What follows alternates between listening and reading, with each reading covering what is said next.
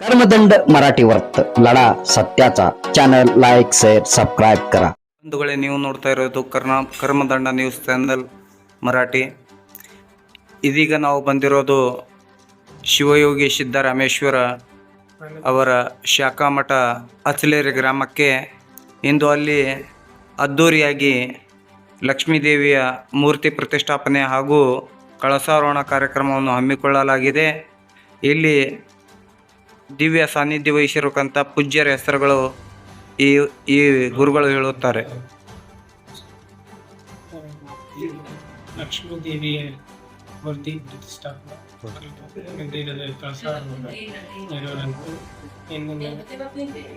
ಜೋರಾಗಿ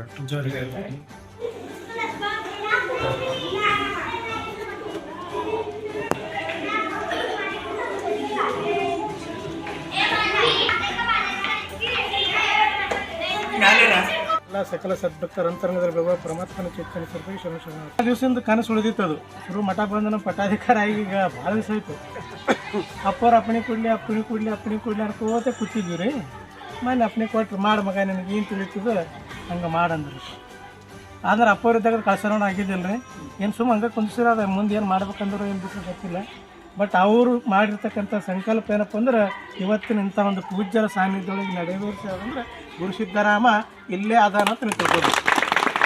ಅಂಥ ಒಂದು ಆಶೀರ್ವಾದದಿಂದ ಏನಪ್ಪ ಅಂತಂದ್ರೆ ನಾ ಕಾರ್ಯಕ್ರಮ ಹೇಳಿಲ್ಲ. ಯಾಕಂದ್ರೆ ಭಾಳ ಆಯ್ತಂದ್ರೆ ಮನಸ್ಸು ಇದು ಆಗ್ತಾವೆ. ಯಾರಿಗೆ ವ್ಯವಸ್ಥೆ ಮಾಡಲಿ, ಯಾರಿಗೆ ಬಿಡಲಿ, ಅವ್ರಿಗೆ ಕರೀಲಿ, ಇವ್ರಿಗೆ ಕರೀಲಿ ಅನ್ನೋ ಸಲ ಏನಪ್ಪ ಅಂದ್ರೆ ಸರಳವಾಗಿ ಸಂಕ್ಷಿಪ್ತವಾಗಿ ಏನಪ್ಪ ಅಂದ್ರೆ ಆ ತಾಯಿಗೆ ಶಕ್ತಿ ಬರಬೇಕಾಗಿರ್ತದೆ. ಅದ್ರ ಸಲುವಾಗಿ ಏನಪ್ಪ ಅಂದ್ರೆ ಸರಳವಾಗಿ ಮಾಡಿದ್ವಿ. ಅದಕ್ಕೆ ಎಲ್ಲ ಬಂದಂಥ ಭಕ್ತರಿಗೆ ಏನಪ್ಪ ಅಂದ್ರೆ ತಾಯಿ ಆಶೀರ್ವಾದ, ಗುರುವಿನ ಆಶೀರ್ವಾದ ಸದಾ ಇರ್ತದೆ. ಇನ್ನು ಬರುವಂಥ ದಿನಮಾನದೊಳಗೆ ಈ ವರ್ಷ ಅಂತರೂ ಬರಗಾಲ ಬಿದ್ದದ. ತಾಯಿ ಹಿಂಗೆ ಸೂಚನಾ ಕೊಟ್ಟಾಳ ಈ ಬರುವಂಥ ದಿನಮಾನದೊಳಗೆ ಮಳೆ ಬೆಳೆ ಏನಪ್ಪ ಅಂದ್ರೆ ಸಂಪೂರ್ಣ ಚಲೋ ಅದೇ ಸಲ.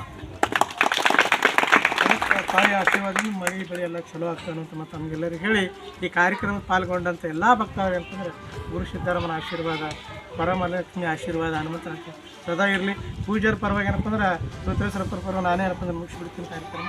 ಅದಕ್ಕೆ ಎಲ್ಲರಿಗೇನಪ್ಪ ಗುರುವಿನ ಆಶೀರ್ವಾದ. कर्मदंड मराठी वर्त लढा सत्याचा चॅनल लाईक शेअर सबस्क्राईब करा.